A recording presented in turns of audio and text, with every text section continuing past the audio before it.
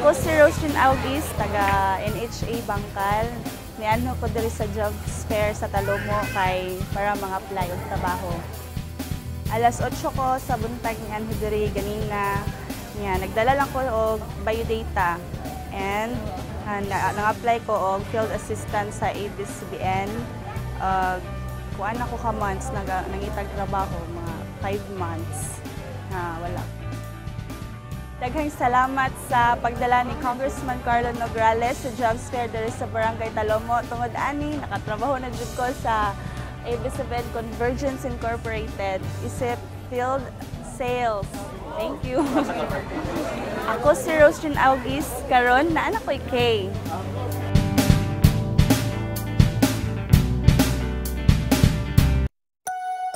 Maayong adlaw.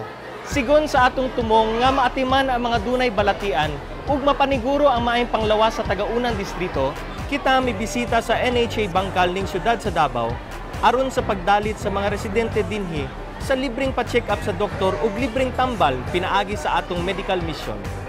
Dako kay tabang ang medical mission kay tungod sa labi na sa mga pobre de gaapon no kuan kapalit tambal. Nagpa-check up mi kay para mo kana mga sakit, daghan kun mi dire mga kuan mga pamilya. Salamat kay Congressman Nograles. Dungan sab nga gipihigayon ang paghanyag ug oportunidad sa mga taga-Bangkal nga makapangita ug katrabahuan. Pinaagi sa atong jobs fair, mas dali ang pagpang-apply gumikan kay ang mga kumpanya na nga maoy nangita og trabahante ang nagpaduol kanila. Napalapit yung mga job hiring dito sa barangay mismo. Katong mga walay trabaho, nakakuha jud siya og opportunity nga maka-apply diri ay dollar pa jud sa amoa. Padayon ang atong pag-alagad kaninyo kini si Congressman Carlo Nograles sa Tatak K. Nograles natin. Kalambuan, dalag na usang ka oras na programa maghatod kaninyo sa mga katikaran may kalabutan sa kalambuan dili lamang sa komunidad apan sa kinatibukan. Kalambuan, dalag na. Davao Mindanao mga adlaw. Yung alagad Saudi Chato diri sa programang Kalambuan Daratanan. Kinisad ang inyong higala sa kahanginan, Rafi Bermejo, may adlaw. Ang Kalambuan Daratanan gumatod sa mga importanteng impormasyon, mga isyu butang lungsod nun nga ikaw, kitang tanan adunay kalampigitan. Busa karong adlaw ato makauban ang ato pinalangga ka konsyal gikan sa unang distrito ni Dakben sa Davao. Councilor Joan Bungguyan Kilos. Konsyal. Yes, maayong adlaw kanimo Kuya Rafi and Kuya Saldi ug sa suking tigpaminaw sa Kalambuan Daratanan may adlaw kanatong tanan. Sal, sa mga kaigsunan ng atong hisgutan ng karon, siyempre pa, no? Ang atong bisita si Councilor Joan Bungguyan Kilos, busa mga taga-kasayuran kung sa katong mga panghitabo diya sa katikaran, diya sa atong konseho, Siyudad sa Davao. Unya ato sang hisgutan ng bag-o lang nahuman, no? Nga selebrasyon ng kadayawan sa Davao.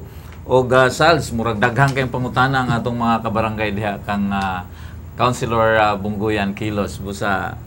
Let's go! Larga ta. Okay, Konsyal Joan Bungguyan Kilos, murag tatod kanang nahibisita diri sa atog Trumanon ang programang Kalambuan Daratanan. So, kumusta naman ang tanan kang Councilor Joan?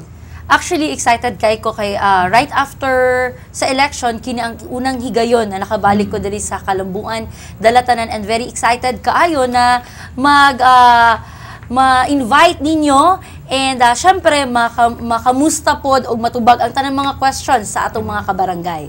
Okay, kining ikaduhan nimo nga termino isip nga konsyal sa first district niya Dakben sa Davao. Ang kalayaan lamang kay dalaga ka pa nitong una nimong termino. Karon Mrs. Kilos ka na.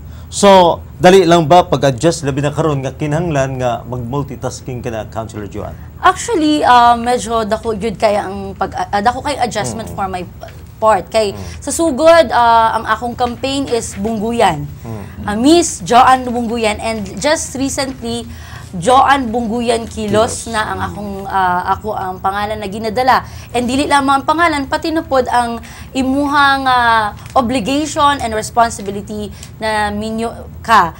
But very thankful kaayo ko kay dako kaayo ang gwapo kay ang acceptance sa mga taga-unang distrito sa Davao, and wala ko naglisod og pagpaila-ila og balik despite na first term lang Bungguyan and then suddenly naanay Kilos. So ang pagpaila-ila na og balik na Joan Bungguyan and Joan Bungguyan Kilos is the same person, nakita nato sa resulta na daghan gyapon ang nakaila sa kuha bisan pa man kilos na ang akong gidala. And very thankful ko na very supportive kaayo ang akong husband. So katong ginaingon na medyo grabe ang multitasking na nahitabo, dili kaayo na ko na feel ang pressure because of the support na gihatag sa kuha sa akong husband. Timing po, no? Lain po niya na, Salz. Wa po maglisod ang tao kay si Bungguyan kumikilos. At sa bagay po, Bungguyan kilos. Okay. Isgutan na to ang konseho, Councilor Joanne, no? Unsa mga ginakabisihan karon sa mga konsehal niya? Actually, kasagaran manggod sa mga konsehal, majority ka namo mga incumbents. So, pipila lamang ang comebacking and ang first termer. So, ang medyo busy ang uban, syempre sa pag-adjust, kay lahi na ang vice mayor na amo ang nag-ahead kan hamo karon, so kailangan mag-adjust. And so with the mayor, lahi na pud ang mayor, nagbalik ang Mayor Rudy Duterte. So ang pag-adjust sa mga budgeting, labi na right after sa pag-oath na mo, diretso ang Kadayawan Festival, which is the most awaited event nato diri sa Davao. So very busy gid ang tanan, and of course sa budgeting o ang pagpili sa mga tao.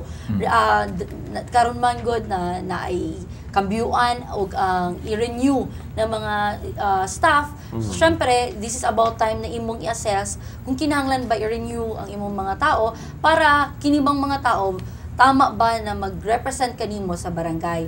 So kato ang naging busy ang tanan, and of course sa paghanay sa mga programa for the year. Kaya like what I've said even before, every year busy gyud kayo ang first lingkod gyud kay ginaplanuhan nimo ang 3 years nimo. Isip konsehal unsay plano, unsa ang imong proyekto, asa ka mag-focus, and syempre ang pagbudget sa ADF, Annual Development Fund. So kailangan nimo may balan unsa gyud ang imuhang priority projects, and unsang mga barangay or asa na mga barangay nimo ipambubo imong budget, and asa ka mag-focus sa social alleviation program ba or sa scholarship program. So kana tanan mo na ang gikabisihan sa tanan para maging makita sa mga katawan na visible ang project. So kailangan karon pa lang gilihok na. Okay. Nahisgutan nimo ang budget preparations, no? Among madungog sa mga balita nga ang konseho karon ana sa supplemental budget number 2, no? Giandam nila kini alang sa pipila ka mga bayronon sa syudad. Ang pangutana kung dili ba wala ba kalisdanan ang syudad sa pagpangalapog pundo alang sa maong supplemental budget? Actually, pag mo yun manggod kag budgeting, even sa atong pamilya, dili mo nato control ang posibleng mga gastuson. And even sa collection, dili nimo mabalan kung kanan ang imong gina-expect pa na ma-collect, mo bayad ba gyud? Or kana ba existing ba? Kay let's say sa business tax, so, dependent man ta sa pagbayad sa tax sa ato ang mga businessmen diri sa Davao City. So, very thankful lang po ta kay na-raise lang gyapon ang ato ang pondo, though makaingon ta well and good ang nahimong performance sa ato ang treasurer na kuha man ang target, na-reach ang target. So, that is more than enough. Kay every year, gina-budget na maguna, naana sila certain amount na gina-expect para dito mo lang mag-focus o dito lang mag-limit sa tanang mga gasuson. And I would say na nakuha ang target sa ato ang city treasurer, and SB2 na kuha pod ang budget, yung tibok budget na na-raise pod sa to ang Treasurer's Office, and of course sa to ang Committee on Finance, Ways and Means. Alright. Matod sa mga balita, Councilor Joanne Bungguyan, kikinahanglan gyud nga mag-supplemental budget number 2 agatog syudad sa Davao aron laging malihok dayon ang gingon ba nga 235 milyon nga bayronon nini. Apan gingon sa tresurero sa Tundakben sa Davao nga 84 milyon lang ang iyang magarantiya. Pabor, pasabta daw kami, Konsyal Joanne. Actually, kanang ginaing natong 235 million, mao na ang kinahanglan i-raise sa ato ang City Treasurer's Office and Finance Ways and Means. So ang council di maguna ma-raise na or magawas na amount kung dili moagi sa council. And kinahanglan mag SB2 para kay kung kana ang mga budget idiretso nimo og gawas or imong igastos, ang may tabo na malversation of fund, which is delikado kaayo para sa amua o para pod sa ato ang city treasurers. So ang nahitabo sa ilahang pag-budget, gikuhaan gyud og pondo ang mga unimplemented projects. For example, na yung mga proyekto na infrastructure nakita nila na wala na implement and pwedeng kuhaan og budget, so dito gikuha ang uban na pondo. Naay tay mga pondo, let's say sa tuang mga savings para gikan sa tuang mga empleyado. Dili man nimo maingon kay let's say for the year ato na tong gi-budget na kini ang number of persons or personnels na naa ang Davao. And then naa may uban dara nag-resign, na uban nag-retire, na ay uban na namatay. So for that certain period of time, walay sweldo ang kanat na tao because wala siya nag-exist na. So ang nitabo katong iyang mga sweldo gikuha tanan sa mga gigamit to siya na pondo para pandungag sa SB2. And katong mga like what I've said, katong unimplemented projects gi-gather tanan, and then since wala siya na-implement and napondohan na to, katong pondo na dapat para atong mga projects, dili na to siya ma-implement, but katong budget ato gibutang tanan sa SB2. So na-raise ang original amount mangyud na gi-request for SB2 is 216 million.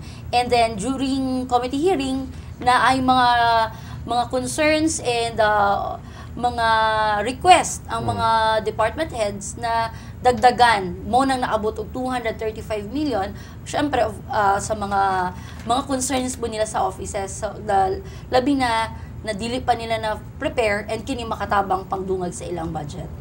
Doon ay mga pangutana, may kalabutan sa mando og mga pamaagi, Councilor Juan, pwede ba daw bang makagahin og 235 milyon ang konseho bisan og gingon nga 84 million lang ang magarantiya sa tresurero? O wala na mabuhat pa baka ang mga konsehal kundi sundo na lang ang gingon sa tresurero, konsehal? Actually, katong statement na 84 million na gisignify sa ato ang treasurer, it only means na kato ang ilang collection gikan sa business tax. So, ang atong source of fund is not only limited sa business tax. Naatay source of fund gikan sa atong cemetery collection. Kinaman tay public cemetery. Natay budget, natay source of fund gikan sa atong mga slaughterhouse, natay mga palengke, natay mga government owned properties and mga operations na naay income. So dili lang nakalimit sa business tax ang ato ang source of fund. And like what I've said, katong savings from the personnels and ang reversion sa mga budget. So kanatanan pwede idungag mo nang muagig SB2 kasi kung dili mo agig SB2, motong dili pwede. So niagi og proseso and kana gisignify, gipermahan sa atong city accountant, city budget officer, and of course ato ang city administrator kung nakini na amount pwede para sa SB2. Okay. Kung doon na may mga kahuyangan diya sa pangandam no sa supplemental budget, kumpiyansa ka ba, Councilor Joan, nga malutsan ra gihapon kini sa tamang higayon? Yes, I would say na everything is going well, and nakita na karong umaabot tomorrow buhon na may schedule for special session para sa second reading sa SB2, and very confident ko na tanan concerns na raised naman during committee hearing and intelligently decided and funded na siya sa tuang mga head sa ato ang finance, sa ato ang budget ug sa atong city accountant, and I'm very sure na ma-raise na budget. Okay. Okay, kining hisgutan lakbitan nato paghisgot tong baguhay lang giphegayon nga Kadaywan Festival dinhi sa atong Dakbayan Davao. Si Councilor Juan Bungguyan Kilos nakita sa katawhan, nakita namo nga aktibo kayo nga misalmot sa main event sa fiesta.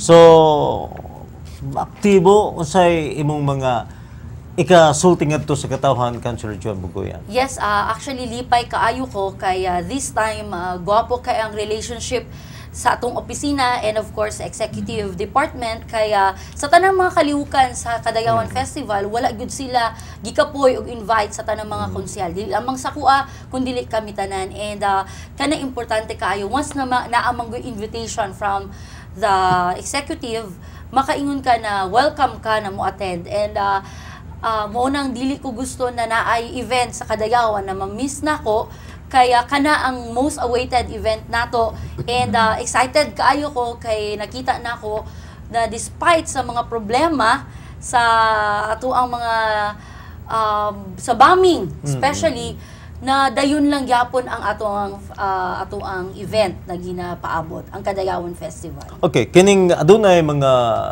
mingon nga gamay ra ang mipartisipar misalmot sa gipahigayon nga Kadayawan. Kung imo kining ikumpara sa mga nangagi, Councilor Joan Bunguyan, unsa ka ang mga rason, unsa ka mga hinungdan, Councilor? Siguro ang sunod-sunod na bombing sa Mindanao, isa na siya na factor na nahimong hesitant ang atong mga bisita na musalmot. Even ang atong mga kaigsoonang Dabawenyo, murag nagduwa-duwa na magmusalmot tungod sa kahadlok na basin na ay mubuto or na ay bombing na mahitabo. But very thankful ta kay grabe ka stricto even sa mua ng mga konsehal kung no entry area di yun ka pwede mo agi dira dili pwede hangyoon meaning to say inana ka stricto ang ilang pag-implement and even ang backpacks during the time gina-disallow sa pagsulod and na-confiscation of backpacks. So meaning to say no chance gyud na ginakapkap tanan ang musulod despite na open field siya ginakapkap. So inana ka stricto and that might be the reason nga medyo tungod sa pagka-stricto kaayon, hadlok na yun kay basig gatuo sila na ay possibility na naagyo may tabo na dili maayo. But very thankful ta kay nahimong successful gyapon ang ato ang event. Pero siyempre siguro si Councilor Joan Bunguyan Kilos, mas masaligon siguro gyapon no nga mamalik gyapon ni mga tawhana no ug mas madaghan pa siguro atol sa sunod nga selebrasyon sa atong Kadayawan sa Davao. Yes, I hope na mas daghan ang musalmot kay kanagi pangandaman gyud umayo and I hope na mas dagan pa ang mo-attend by next year pohon.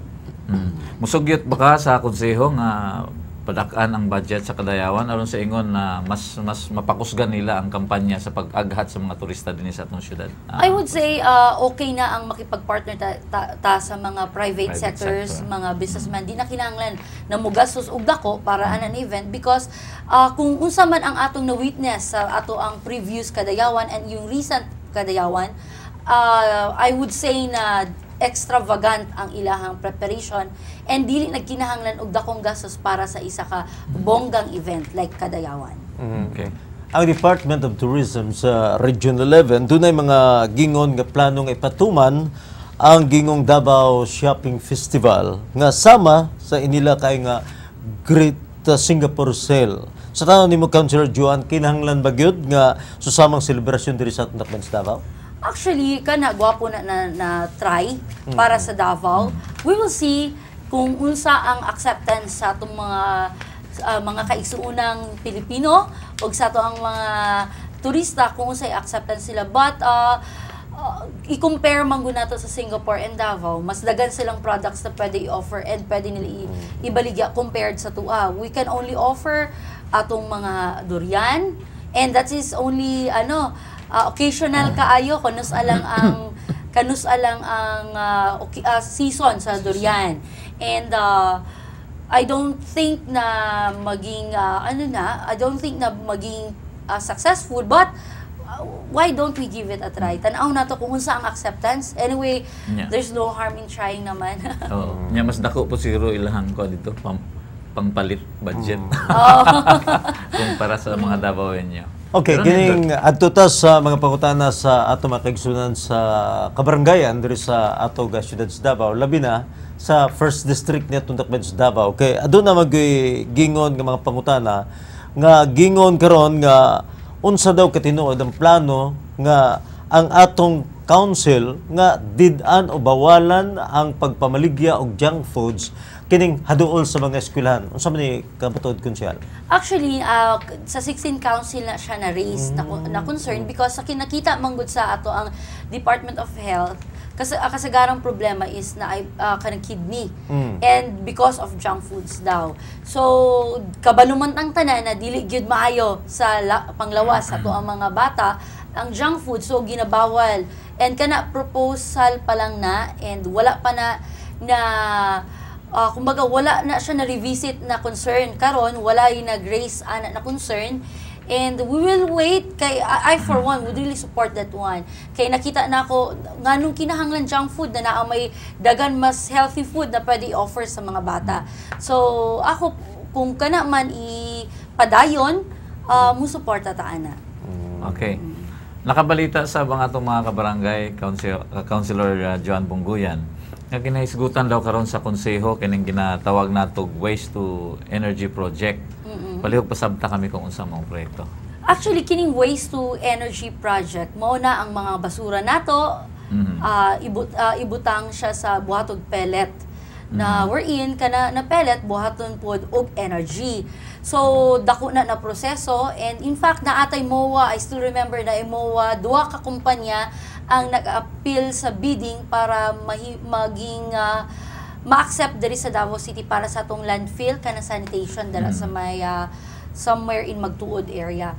And ginastudyohan pa ng waste to energy because just recently nag-mention magud si Councilor Marisa Abella na ginadili na daw ng waste to energy waste dito sa Amerika tungod kay daw mas delikado sa tuang environment. We still don't know kung unsa ang resulta sa ilahang pagstudyo ng waste to energy. Basta sa naibalaan na mo na ay nag-apply and wala pa may finalization. Okay. Follow-up question lang, kalabot gyapon sa planong waste to energy project sa syudad, no? Doon na ba day hulga nga makatagamtam ang syudad sa Davao sa rotational brownout ngadto sa gikan sa upat ngadto sa 6 ka oras sama sa kanang matagamtaman sa palibot sa atong dakbayan, Councilor? Actually, mo na ang gi-raise na possible scenario sa Davao if in case na naatay problema sa energy. So mo nang very thankful ta mo tong gisuportahan nato tong coal-fired power plant sa somewhere in Turiel tungod kay nagtuot na kinahanglan gyud na mag-focus ta na make sure nato na ang Davao City dili magka-problema sa rotational brownout. And that would only be possible pag kita dili ta mo suporta. Kay honestly speaking sa karon manggod kining isa lang manggod ka kumpanya ang naata, whether they will tell us na naay problem ang naay problema or shortage sa atong power, sila may ay nakaibalo. And kita bisan pa man we want to believe na it's not true. Pero what we can do is just to submit kumbaga. So kita naningkamot ta na isudyon og maayo og tan-awon pod kung unsa ka tinuod pod ang mga statement sa tuang mga sa Davao Light and sa Aboitiz atong gina-check and dara ang council wala man nagkulang sa pag-studio ni ana labi na sa tuang sa Committee on Energy, ginasudyoan yun na og maayo. Even before the time of Councilor Braga, na nag-head ana, and ang promise man sa Aboitiz, because of our support, ang Davao City daw, dili problema ni ana.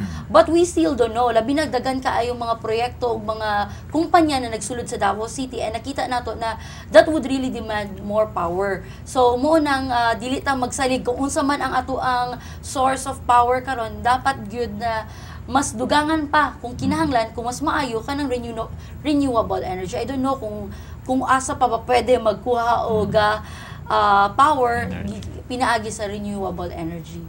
Okay.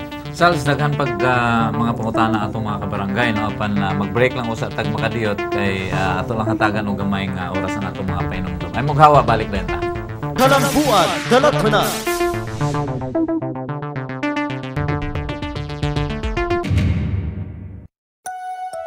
Maayong adlaw. Sigon sa atong tumong nga maatiman ang mga dunay balatian ug mapaniguro ang maayong panglawas sa tagaunang distrito, kita mibisita sa NHA Bangkal ning syudad sa Davao aron sa pagdalit sa mga residente dinhi sa libreng pa-check up sa doktor ug libreng tambal pinaagi sa atong medical mission. Dako kay tabang ang medical mission kay tungod sa labi na sa mga pobre de ka-afford og kuan kapalit tambal. Nagpa-check up mi kay para mo ka mga sakit, daghan po ni dire mga kuan, mga pamilya. Salamat kay Congressman Nograles. Dungan sab nga gipihigayon ang paghanyag ug oportunidad sa mga taga-bangkal nga makapangita ug katrabahuan. Pinaagi sa atong jobs fair, mas dali ang pagpang-apply gumikan kay ang mga kumpanya na nga maoy nangita og trabahante ang nagpaduol kanila. Napalapit yung mga job hiring dito sa barangay mismo. Katong mga walay trabaho, nakakuha jud siya og opportunity nga maka-apply diri ayon. Dollar pa jud sa amuha. Padayon ang atong pag-alagad kaninyo kini si Congressman Carlo Nograles sa Tatak K. Nograles natin. Kalambuan Dalatanan's set furniture and design is provided by M. Tanoy Concepts. M. Tanoy Concepts is located at Dakudao Corner, Inigo Extension, Davao City.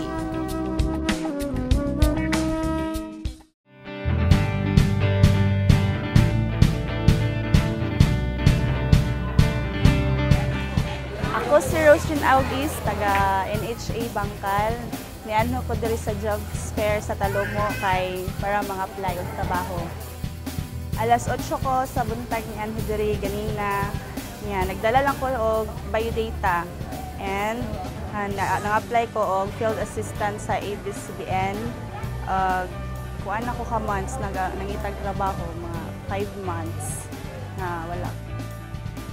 Daghang salamat sa pagdala ni Congressman Carlo Nograles sa jobs fair diri sa Barangay Talomo. Tungod ani, nakatrabaho na jud ko sa ABS-CBN Convergence Incorporated, isip field sales. Thank you. Ako si Roslyn Augis, karon na anak ko Kay.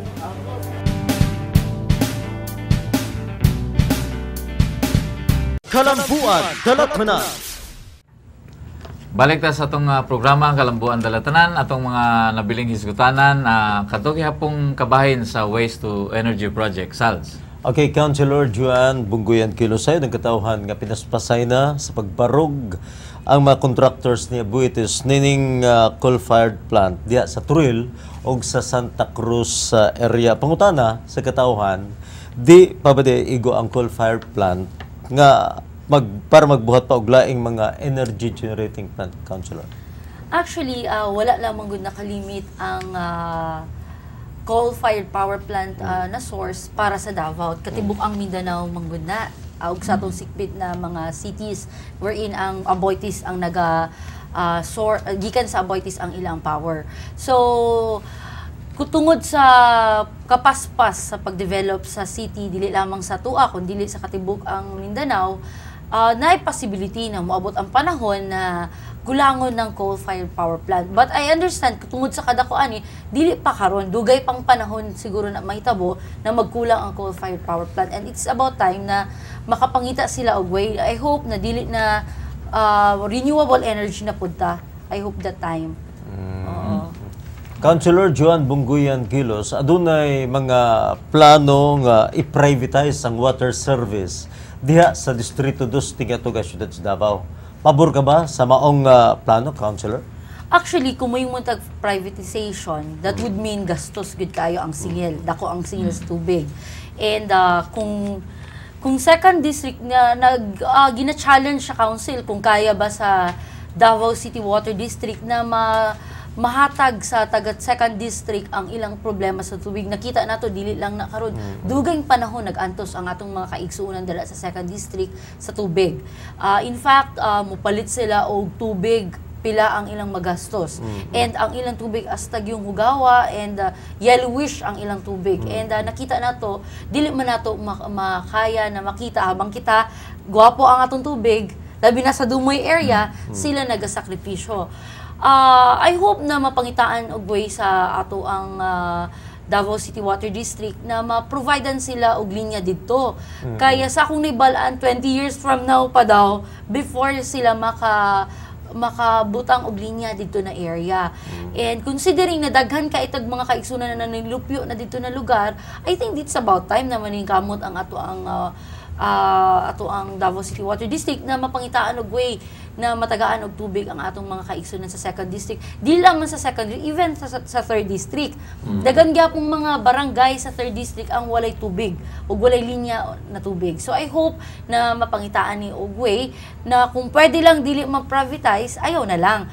Pero kung muingon na 20 years from now pa, I think for the meantime, privatize usa. I-privatize usa.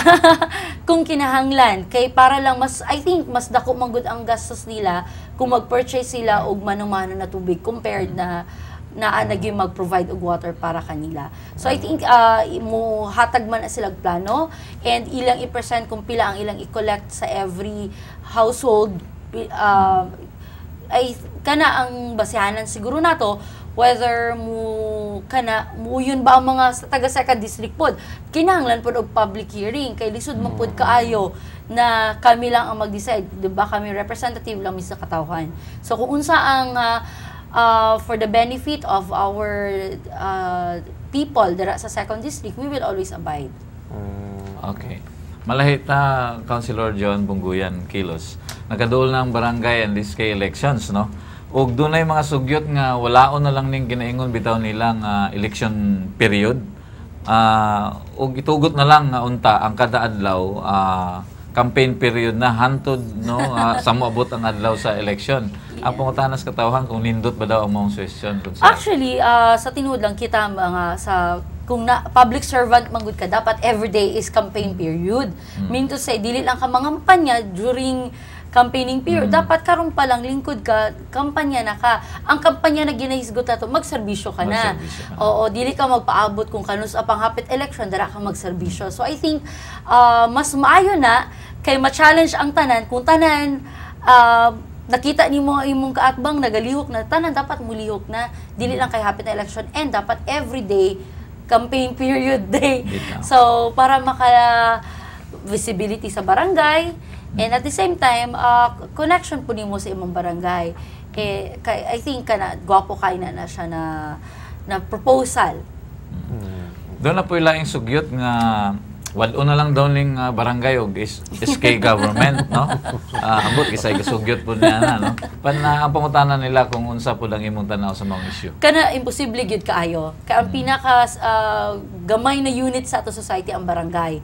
Dili lamang kami ato ang congressman, ang atong mayor, ang atong mga senators, and even atong president nabilong sa isa ka barangay. And dili pwede na walay barangay kay dira mas kaila ang barangay ug kabalo ang barangay kapitan ug officials unsa ang concern sa iyang constituents. So dili nato kita na konsyal, dili nato may bal-an tanan problema sa tibuok 54 barangays.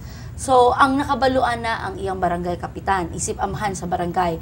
So, that would be very impossible kay ang concern nila, ang kaabalo, ang barangay kapitan. So, kinahanglan yun na naay barangay officials. And sa SK naman, which is mawajud ang pinaka-init na proposal na dapat i-abolish daw, ay di po kumusugot because kining SK manggod ang makasabot sa mulo ug tingwa sa atong mga kabatan-unan pod. So kinahanglan naagyo representative ang atong mga kabatan-unan para i-air ang ilang concern ug unsa ang ilang kaayuhan para kanila. So ang importante lang I think sa edad, sobra ka bata ang 15 years old. And ang tendency manggod sa sobra ka bata ma-manipulate silang parents, ma-manipulate sa iyang barangay kapitan or barangay official. So I think mas taasan siguro ang edad na makaperma na og mga documents because 15 years old dili man gyapon makaperma na because that will never be valid and legal. So dapat siguro 18 to 21 years old, still bata pa man na. So dapat siguro mas taas-taas ang edad. Siguro amendment lang sa requirements sa pagdagan sa isa ka SK officials ang dapat i-check. Dili gyud totally i-abolish. Halos tanan karon naghisgot sa issue kabahin sa PDAP Priority Development Assistance Fund. Kung PDAP dinhi sa tibok nasod sa Pilipinas mao gini ang issue controversial kay Councilor Joan Bungguyan. Pabor ka ba daw nga wagtangon na lang ni PDAP?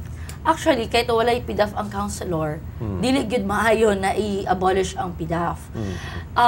Kana ang nahimong way para sa congressman na maka-forward og serbisyo sa iyang mga katawhan. Pag walay PDAF, unsaon na lang ang scholarship program sa atong mga congressmen. Unsaon na lang ang infra project. Unsaon na lang ang hospital assistance sa ato ang mga CMAP, kamusta na. So sa kasagaran sa atong mga cities, sa labi na sa Mindanao, dependent kaayo sa PDAF. Kasi ang IRA dili enough para i-hatag, i-forward tanan mga concerns and requests sa atong mga kaigsuunan. So kining PDAF dako kayong tabang, and I think kung naa may mga congressmen or senators na nagbuhat og dili maayo, sila ang i-check. Dili siguro dapat maging transparent lang siguro kung giunsa pag implement sa mga projects. Kana ang kinahanglan na tutukan and dili ang pag-abolish sa PDAF. Kaya maging problema na sa tuwa diri sa Davao, luoy kay ang mga scholars ni Congressman Carlo Nograles, then ug ang mga senior citizens na naga-expect gyud in tawon sa assistance sa ato ang congressional office. And of course, ang atong infra project, na bisan pa manggani sentro ang first district, dagang pagyapon ang mga project na nagkinahanglan diri sa tuang distrito. Labi na sa second and third district. So, nakita nato dako kayo ang tabang sa PDAF. In fact, I still remember last time na nagisgot ko na mas maayo gani na dugangan og congressmen ang Davao City. So but pasabot, the more congressmen, mas dagang PDAF ang ma-forward sa Davao City, mas grabe ang development na pwedeng maangko natong matatagamtaman natong mga Davaoenyo. So karon pa i-abolish, I don't think that would be possible and realistic. Ano na po yung mga nagsugit, Councilor Joan Bunguyan, nga ipabilin lang good ang PDAP tungod sa imo nang gisgutan kabahin nga kini makatabang adto sa scholarship, sa atong medical care o sa atong road building. So, o yun ka ba sa mong suggestion, Councilor Joan Bunguyan? O, kinahanglan gyud na naagyapon ang PDAF kay dako kay ning tabang sa atong congressmen. Kay sa tinulang pananon ako, pag walay PDAF, basin maglisod ata magkuha og mga maayong congressmen. Because ang tendency, pangitaan man silang projects, unsa ang ilang i-deliver. Ang ilang personal salary, ang ilang salary will never be enough para i-forward ang mga problema or mga concerns sa atong constituents. So, the only thing na matubag ang mga problema is kung naay budget sila. So, kinahanglan gyud og budget para ma-forward nila ang ilang projects. And anyway, basta transparent, wala may problema. Nahisgutan nimo tong backpack ganina dito sa Kadayawan is yun, no? Ang atong kabarangay nangutana lang dito kuno sa nagsulti sila, no, ilang naobserbahan nga dito gawas sa atong syudad. Daghan po kuno ang mga munisipyo, no, mga gagmay syudad ang misundong nga no backpack policy dito sa ilang lugar pod. Ang pangutana sa atong mga kabarangay kung nalantaw ba ni Councilor Joan Bunguyan Kilos nga moabot ang panahon nga ang konseho mo gama og ordinansa, no? Nga na lang gyud backpack syudad sa Davao. Sus ka na katawanan kay na pag mahitabo na because that, dili man pwede na mo magbuhat og ordinance na no backpack. Kana nahitabo lang dili siya ordinance kun dili during Kadayawan Festival. Kaya ang kasagaran man gud ang backpack ang pinaka easy way para masulod nimo ang mga dili maayong mga paraphernalia nimo. But kung magbuhat og ordinance para magkaroon og no backpack ordinance ang Davao City, mahimong katawanan ang bayan because nihisgot gani ang Department of Health na mas maayo ang backpack kaysa sa yung sling bags. Because ang sling bags, delikado sa itong posture, delikado sa ito ang likod. Pero ang backpack, mo na ang proper way para mag-carry sa mga books atong mga bata. So I don't think na kana possible. Amo na higayon sal siguro. Saan na lang mga bata na to? Mga bata, aristuhon, illegal possession ng backpack. Anyway, Councilor Joan Bunguyan Kilos, murag lig-on gyud ang baruganan sa liderato sa syudad, no? Batok niining mga mining companies nga sige panguyab, no? Gusto gyud mosulod dinhi sa atong syudad sa ilahang operations. Miduyog ka ba sa stand sa atong leadership dinhi syudad, Councilor Joan? Yes, actually naagyo ordinansya ang Davao City na nagdili gyud na mining ang Davao City. Kita nato kung unsa ang possible problema na may tabo pag grabe ang mining sa isa ka lugar. And dili nato kaya na i-sacrifice ang atong environment para lang sa additional income. And nagbarog ang atong mayor, kauban atong vice mayor o katibuk ang konsehal, unanimously nagasupport na kinahanglan gyud ginadili gyud. Gani naay mga concern na di ba na may policy na gigawas or executive information ang ato ang president na naay mga area na pwede mag-mine. Pero ang Davao City, despite the national law and statute to, nagdili gyud and nag-request ang ato ang dakbayan, nag-vote og ordinance na ang Davao City exempt sa maong balaod. Okay. Kay dili gyud musugot ang ato ang mayor ug atong mga konsehal diri sa Davao. Just to make sure na dili ang ato ang gipuy-an diri sa Davao City safe and naga-follow gyud ta kung unsa ang makaayuhan para sa ato ang mga kaigsunan, labi na sa ato mga environmentalists na kana gyud ang ilahang request sa ato amua kay mayor na kinahanglan gyud na idili gyud na nato. Okay, Councilor Joan Bungguyan, basig doon na kapuno ngadto sa ato mga kaigsunan sa ato mga televiewers, duga mga impormasyon, agig pagpasalamat anong sa katawhan Councilor Joan Bungguyan Kilos. Una sa tanan, dako kayo ang pasalamat kay Congressman Carlo Nograles sa pag-imbita sa kuha sa kalambuan ng dalatanan. O syempre kaninyo, Kuya Rafi o Kuya Zaldi, kauban ang atong mga staff na very active dire. I hope na dili lang kini ang higayon na ako mag-imbita sa inyo ang programa, and very thankful kaayo ko sa akong husband, si Abet, ang akong amahan, si Kagawad Jun Bungguyan, akong inahan, si Mary Ann, ug sa tanan akong mga sa akong mga igsuon, si Belle, Jessica, Jessamy, si Junjun. Kaninyo tanan, dagan king salamat. Mao ni Jun ako ang makaingon kong reason nga nang mas ganahan kong magtrabaho, magserbisyo tungod sa akong pamilya. And of course, ako ang mga kaigsuunan sa unang distrito sa Dakbayan sa Davao. I hope na i-continue ninyo suportahan ang mga proyekto o mga programa nato sa opisina. Kaya ang atong opisina mag-continue lang gyapon na magserbisyo kaninyo. And this coming September 28 na atay caravan sa Matina Playa sa Shanghai area, natay comprehensive caravan na maghatag ta og medisina, maghatag sa ta og libreng check-up sa mata, libreng eyeglasses, and jobs fair pod. Kaya very thankful ta kay naatay partnership with Prime Power, diin maghatag ta og jobs fair para kanila. And thank you kaayo sa tanang Davaoenyo na nagsuporta sa ako aning aging eleksyon. Kini ang unang higayon na imbita ko sa kalambuan, and I would like to extend my deepest gratitude sa suporta og trust na inyong gihatag kanako sa niaging eleksyon. Rest assured mo kung unsa ang suporta na gihatag ninyo kanako, ipadayon nako ang pagsuporta og pagserbisyo sa unang distrito sa Davao. Ang atong pagserbisyo dili lamang karon pa lang sugod sa atong paglingkod, ato nang ipakita ang tinuoray na pagserbisyo. And syempre, good luck sa ato ang mga mudaganan na barangay kapitan o mga barangay kagawad sa katibukang Davao City. Good luck and God bless you all.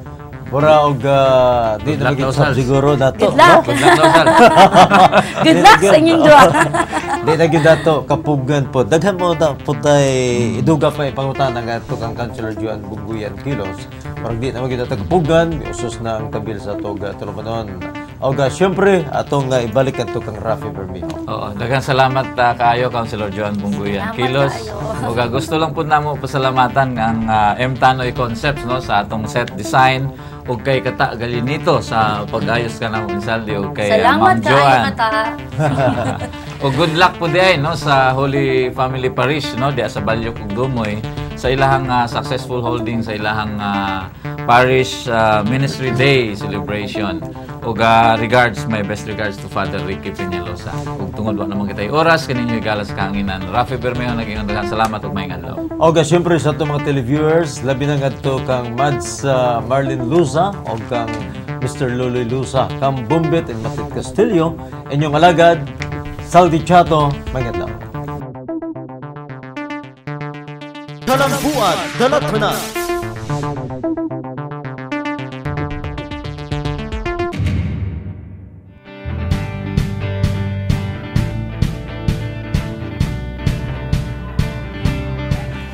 Ako Ako si Roslyn August, taga NHA Bangkal. Niadto ko diri sa job fair sa Talomo kay para mga apply og trabaho. Alas 8 ko sa buntag niyan diri ganina. Nagdala lang ko og biodata and nang-apply ko og field assistant sa ABS-CBN. Kuan ako ka months nangitag trabaho, mga 5 months na wala. Daghang salamat sa pagdala ni Congressman Carlo Nograles sa jobs fair diri sa Barangay Talomo. Tungod ani nakatrabaho ko sa ABS-CBN Convergence Incorporated, isip field sales. Thank you. Ako si Roslyn August, karon na anak ko Kay.